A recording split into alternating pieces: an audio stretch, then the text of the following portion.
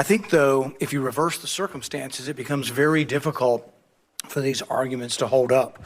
So I would ask you, if a foreign country bombed our air defense missiles, captured and removed our president, and blockaded our country, would that be considered an act of war? Well, I think your question is about and I will acknowledge you've been very consistent on all these points the entire career. So let me, no matter who's in charge. So I will point to two things. The first is it's hard for us to conceive that an operation that lasted about 4.5 hours and was a law enforcement operation to capture someone we don't recognize as the head of state, indicted in the United States, wanted with a $50 million bounty. My question would be, if it only took 4 hours to take our president, it's very short, nobody dies on the other side, nobody dies on our side, it's perfect. Would it be an act of war? We just don't believe that this operation comes anywhere close to the constitutional definition of war. But would it be an act of war if someone did it to us? Nobody dies, few casualties, they're in and out. Boom, it's a perfect military operation. Would that be an act of war? Of course it would be an act of war. I'm probably the most anti-war person in the Senate, and I would vote to declare war if someone invaded our country and took our president.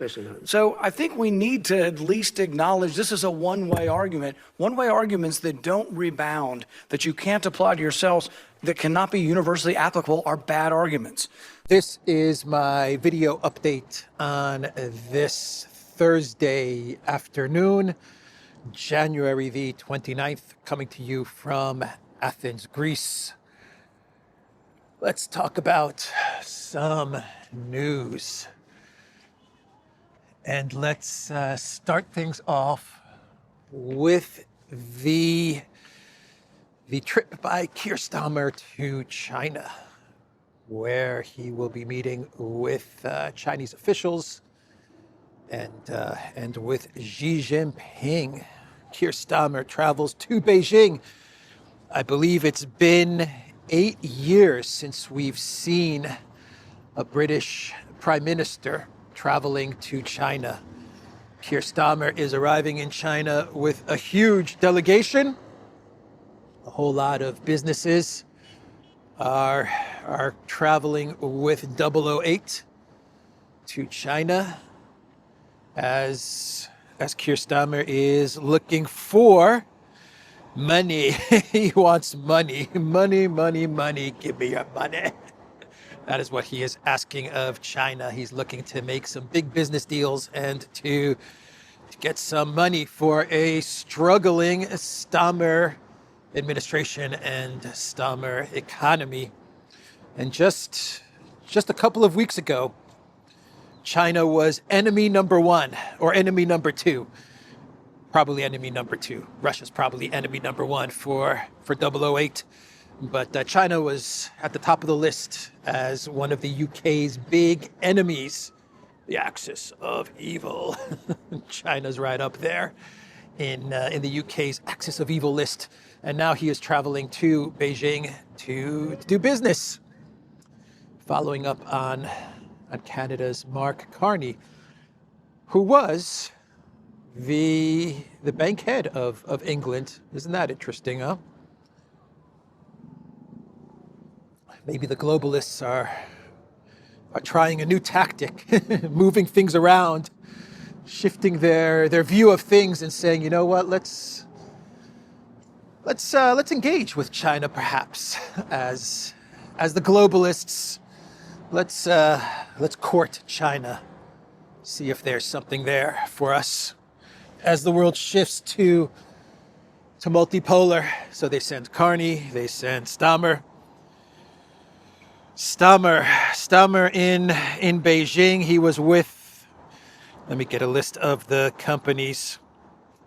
He was with executives from HSBC, GSK, Jaguar, Land Rover, Airbus, and others. Xi was very hospitable to Stamer, very kind and hospitable to 008, even though 008 has been very mean to Xi Jinping and to China. He said some very nasty stuff about China and about Xi. Xi was the good host. And Chinese social media is actually saying that perhaps Xi is being too nice, too hospitable to Stamer, given everything that he has said about China. Anyway, Kier Stamer is in Beijing, It's a big deal. And we'll follow up on this meeting, see what happens, see if Stamer gets the business and the money that he's looking for. We have Jolani in Moscow, Al-Shara Jolani, Bizarro Zelensky in Moscow, his second trip to Moscow, to the Kremlin to meet with Putin. I have to admit, Al-Shara's suits are pretty top-notch. He is wearing some really, really nice suits, that Al-Jolani. He's been legitimized, not elected, not by the people, but he's been put in place as president of Syria, and he's been legitimized with his meetings to D.C. to meet with Trump at the White House, his second meeting to Russia. The United States and Russia, they're trying to figure out what to do with Syria. How are things going to play out in Syria since the regime change of Assad? And now we have the defeat of the Kurds in Syria, backed by Turkey's Erdogan. And Erdogan has been speaking with Trump. Actually, I think he spoke to Trump just yesterday or 2 days ago. And of course, Erdogan is always speaking with Putin.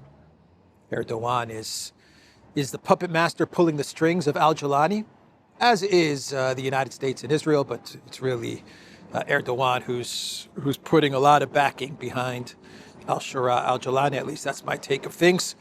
And Erdogan has been able to deal with the Kurds in Syria, something that he has been wanting to do for such a long time. For the Russians, you're looking at their base in Syria. That's what they're going to be discussing. The Taurus base in Syria. I think I got the name correct. But I don't think Al-Jolani is going to last too long. I don't know. Something tells me that wherever he goes, no matter how nice he dresses, and no matter how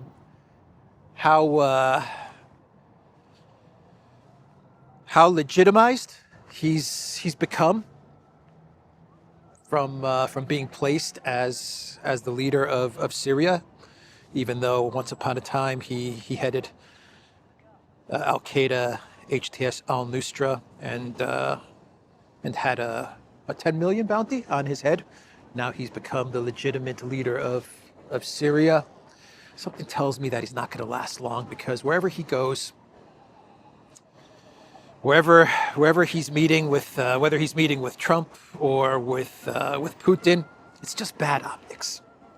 It's really, really bad optics, and I think it leaves everyone with a very bad taste when they see Al-Jolani meeting with their respective president or prime minister. It left a bad taste in the mouths of many Americans who did not like to see Al-Jolani in the White House hanging out with Trump. Not a good look. And a lot of Russians do not like to see Al-Jolani in the Kremlin meeting with Putin. Of course, we all understand the realities of the situation and the whole realpolitik thing, but I don't know. Something tells me that the guy is just too toxic. He's going to serve his purpose, and eventually he will be removed. That's just my feeling of things. We'll see. We will see. So we have Stamer in Beijing, we have Al-Jolani in Moscow, and we have Rubio in the Senate. And the Secretary of State is giving an update on foreign policy to the Senate, or gave an update on what is going on in the world to the Senate. And he talked about Venezuela, he talked about Iran, and he talked about Project Ukraine. And on Iran, basically Rubio said that the U.S. absolutely has the right to preemptively strike Iran. And it could happen. A preemptive strike against Iran. The military forces are there, and they are building up for some sort of action against Iran. On Venezuela, Rubio had a really interesting exchange with Rand Paul. And Rand Paul really questions the Trump administration, Rubio's handling policy of Venezuela, specifically the kidnapping of Maduro, and the fiction that the whole thing was about drugs, narcotics, and narco-terrorism, and blowing up boats and stuff like that. And Rand Paul basically pushed back on all of the fake narratives from the Trump administration with regards to Venezuela. And Rand Paul was saying that this is an act of war, regime change act of war. And of course, Rubio was saying, no, this is about U.S. interests. It's about dealing with the narco-terrorist regime of Maduro. And Rubio actually did say, to his credit, if you want to phrase it like that, to his credit, he did actually say that they've been upset, angry with Maduro because he's been dealing with Russia and Iran and China, and the United States did not like that, and the U.S. was unable to work with Maduro or to stop Maduro in having good relations with Russia and with China and Iran, and so he had to be removed because he was not working in the best interests of the United States. But Rand Paul's point was, look, you went into the country, and it doesn't matter if the operation was 10 minutes or 10 days. You went in there and you kidnapped the president of a country. And it doesn't even matter if you think the elections were legit or not legit. That's not the point. You went into Venezuela, you kidnapped the president, and you brought him here to the United States. That is indeed some type of an act of war. And Rubio was making out as if, no, it's not an act of war. And then Rand Paul made the excellent point by telling Rubio, if a country did this in the United States, did the same thing to the United States, if they came to the United States and in 10 minutes they swept up President Trump, kidnapped President Trump, and took him back to their country, would we not see this as some sort of an act of war? And Rand Paul is 1,000% spot on. Let me find Rand Paul's quote, if I have it handy. If a foreign country bombed our air defense missiles, captured and removed our president, and blockaded our country, would that be considered an act of war? Yes, it is an act of war, absolutely. Absolutely. So that was an interesting exchange between Paul and Rubio. And Rubio then talked about Project Ukraine. He said that Witkoff and Kushner will not be attending the next meeting, which is going to take place once again in Abu Dhabi, in the UAE. And maybe U.S. representatives will be there. Most likely there will be some U.S. representatives there, but it will not be Witkoff and Kushner. I believe the meeting is scheduled for this Sunday, February the 1st. But Rubio made it out as if the next talks, these talks that are coming up, are going to be bilateral talks between Ukraine and Russia. So that was what Rubio said about the meetings. He also said that they've made significant progress on getting close to some sort of a peace deal. The one issue that still remains, according to Rubio, is the territory issue. Donetsk specifically is what is preventing Russia-Ukraine peace deal. So Rubio said that as well. And on security guarantees, he made it out as if the security guarantees for Ukraine and the United States have been pretty much agreed on, which is something that Zelensky has been saying. Zelensky has been saying that the United States and Ukraine are 100% in agreement with the security guarantees that they've put together. But Rubio said that the United States would not be putting boots on the ground in Ukraine. They're aligned with Ukraine on the security guarantees, but the actual troops that will be heading to Ukraine, if there is a deal and there is some sort of a ceasefire, would not be American, but would mostly be French. That was what Rubio was saying or hinting at, a French troop presence in Ukraine if there is some sort of a deal or a ceasefire or something like that. Macron would be on the hook to send French troops into Ukraine. And of course, Russia has responded. Once again, Lavrov, I think Lavrov already has issued a statement, once again saying for the 1,356 millionth gazillionth time, there will be no collective West, NATO, US, French, UK, whatever, troop presence in Ukraine before a deal, after a deal.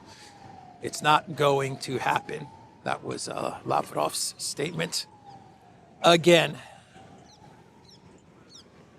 So I think that's Rubio. What he said to the Senate, or what he said about Project Ukraine. How about Merz? How about BlackRock Merz? Who told the media he was at some event or making some sort of statement or speech, and BlackRock Merz was asked about Ukraine's fast track into the EU, getting into the EU by 2027, and BlackRock Merz said it's not going to happen.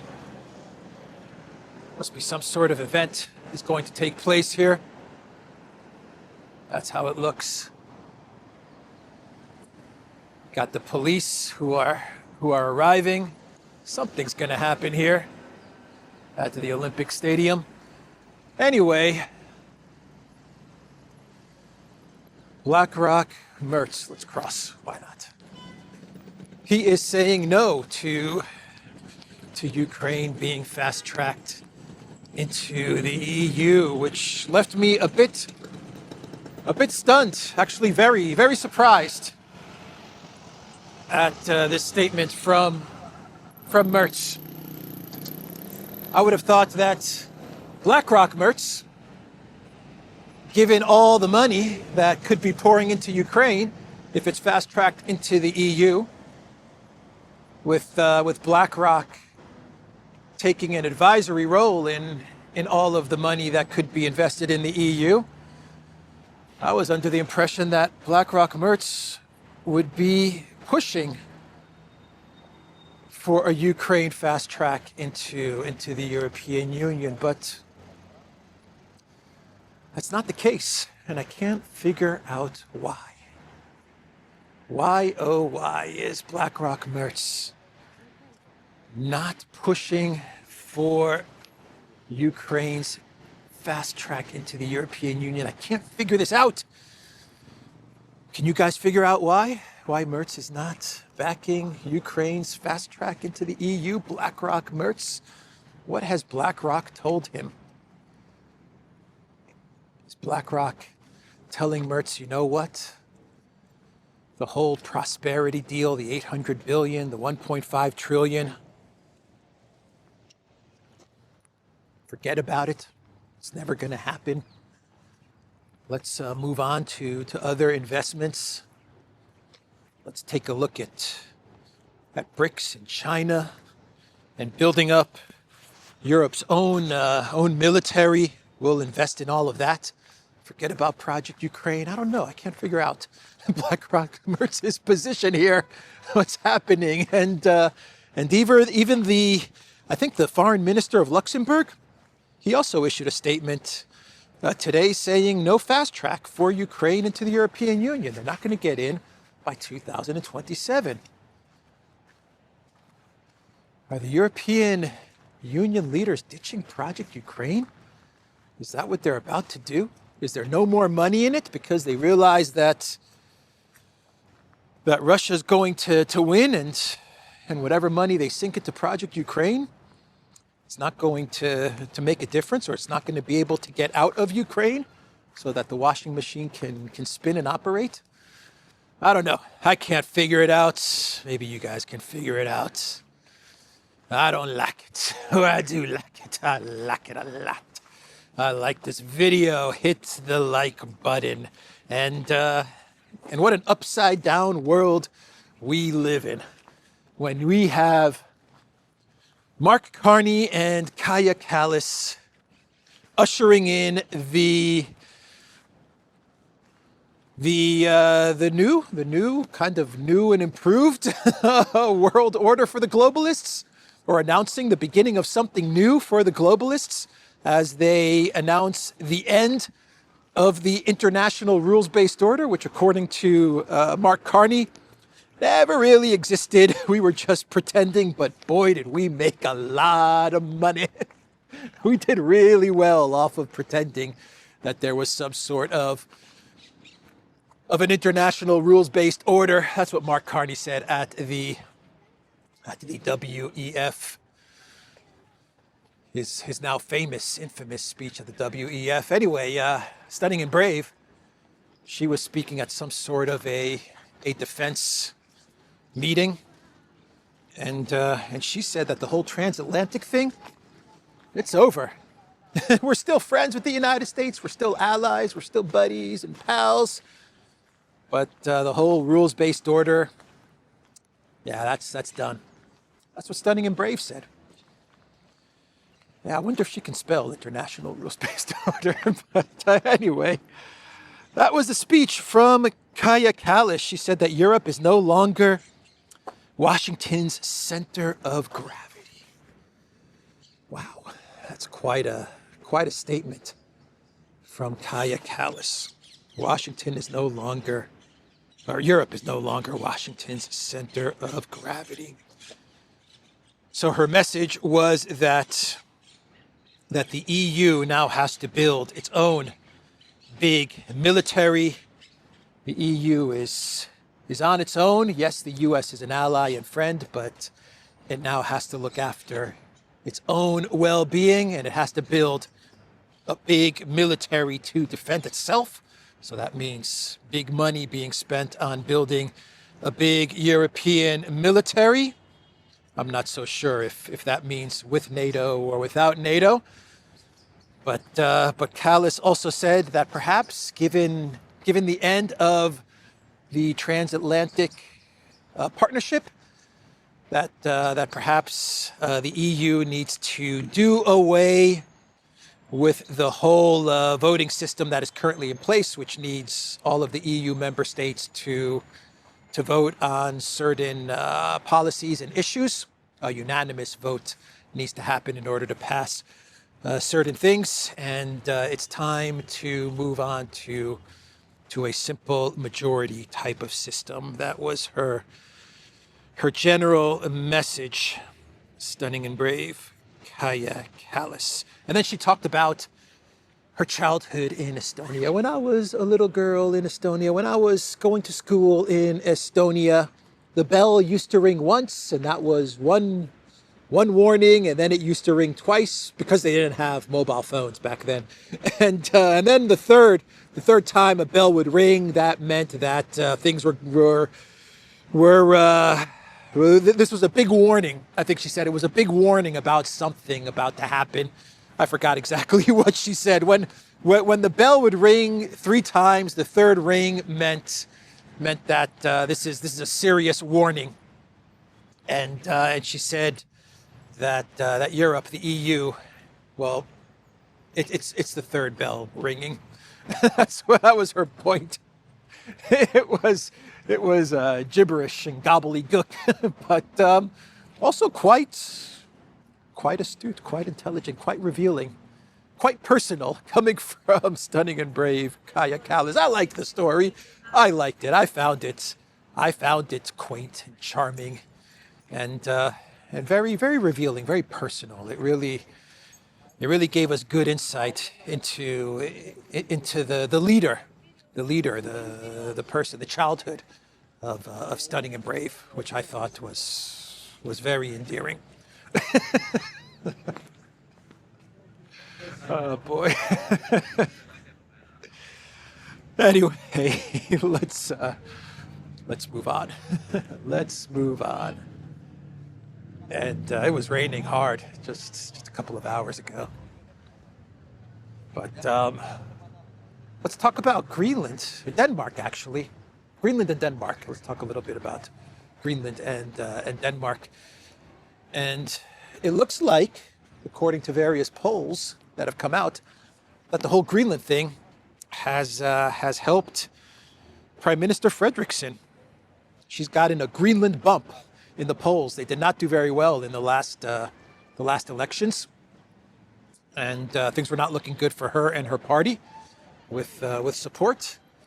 But because she stood up to Trump, or at least that's how they're making it out to be. I don't know how allowing Mark Rutte to give up parts of Greenland is standing up to Trump. But anyway, that's what they're making it out to be. She's now gaining in the polls because she stood up to the U.S. president by allowing Mark Rutte to negotiate parts of Greenland to become U.S. territory. So she's being rewarded for her bravery, standing up to U.S. President Trump. I like it. I like that. Mette Frederiksen. She's a tough lady. She's a tough negotiator, that Mette Frederiksen, allowing Mark Rutte to negotiate for her. Negotiations are going to begin. I read that today, that there are some negotiations that are going to happen between the United States, Greenland, and Denmark that are being prepared. And Greenland is already coming out with their red lines. I guess their red line is where we don't want the United States to annex us. I guess that's their red line. But I did read that something is being put together. What else? Trump, a couple of days ago, said that Cuba will soon collapse. He said the island nation will not be getting any oil from Venezuela, and therefore its economy will implode, it will collapse, and that will be game over for Cuba. And I think now we can do a clown world? Yeah, I think we can get to a clown world. I don't think I have any other news that I want to get to for today. Oh, we did have an exchange of fallen soldiers between Russia and Ukraine. Once again, the numbers are exactly as they were from the last exchange that took place, which was end of 2025, like end of November, early December.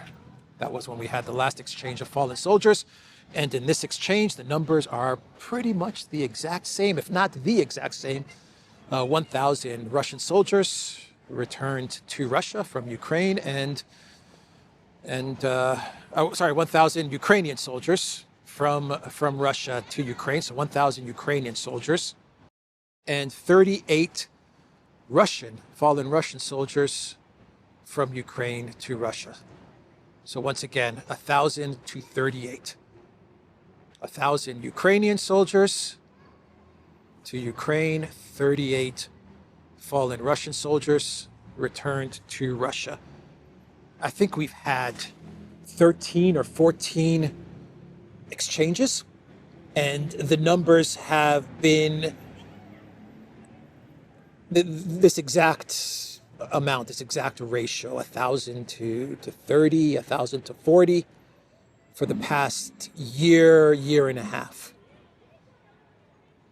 I would say that is a pretty, and I know all the reasoning. as to why these numbers are like that, and I accept it. If your army is advancing, then they're picking up the fallen soldiers and all of that stuff, which is an admission, by the way, that one side is advancing and one side is retreating. But I understand all of the rationale and the reasoning as to why these numbers are the way they are. But a year and a half of these numbers being at this ratio, I think that's got to tell us something about the casualties. Anyway, that's an update there. And let's do a clown world, and then I'm going to shoot some hoops. No, I'm not going to shoot some hoops. If I had a basketball with me, I would shoot some hoops. 3-on-3, road to glory. Road to glory. Yeah, this is legit. This is a legit free throw distance. Absolutely. All right, let's do a clown world. We'll wrap this video up. Let's start with, let's start and stay with Kier Stamer in Beijing. We'll go full circle, starting with Kier Stamer in Beijing, and we'll do a clown world with Kier Stamer in Beijing. And no one's commenting on, or at least I've seen a couple of posts on X commenting on the way Kier Stamer was walking as he exited his plane, as he landed in Beijing. Kind of a weird, funny walk from 008. It wasn't the walk of a confident, strong prime minister. It was kind of a strange walk. It's like a penguin walking away. I don't know. Maybe he was tired from the trip. I don't know. It happens. But it wasn't the strong, assertive, tough, physically and mentally tough Kier Stamer that all of us have come to know and to respect and to admire. You know the guy that I'm talking about, right? I think everyone in the UK that's watching this video knows the man and the legend and the myth that I'm talking about. You know that Kier Stamer that when he gets off a plane, you know, he's assertive, he's standing tall, he's tough, he means business. A real leader. It wasn't that Kier Stamer. For some reason, he was kind of walking like a penguin off of the plane. I understand. It's a long trip. And then Kier Stamer, once he got to the hotel or wherever he was, the embassy, he got some rest, and then they went out to eat. And they went to eat at the Yunnan restaurant in Beijing, which, from what I understand, is a very popular restaurant. I believe it's in the embassy district of Beijing. Very, very popular, especially with all of the diplomats and the foreign dignitaries. And he went to eat at this restaurant, and this is the restaurant that Janet Yellen, when she visited Beijing under the Biden administration, she went to this restaurant to eat. And remember the stories about the magic mushrooms? Remember those stories with Janet Yellen eating at this restaurant and perhaps being high or getting high from eating these special mushrooms or something like that. And she was acting very bizarre when she met with Xi Jinping. So I don't know. Let's see how Kier Stamer acts as he meets with Xi Jinping. Will he look high on mushrooms or not? Anyway, that's the clown world. I will end it there. theduran.locals.com. We are on X and Rumble and Telegram. Go to the Duran shop, pick up some merch. 26% off everything in the Duran store. There is a link in the description box down below. I will see everyone tomorrow. Take care.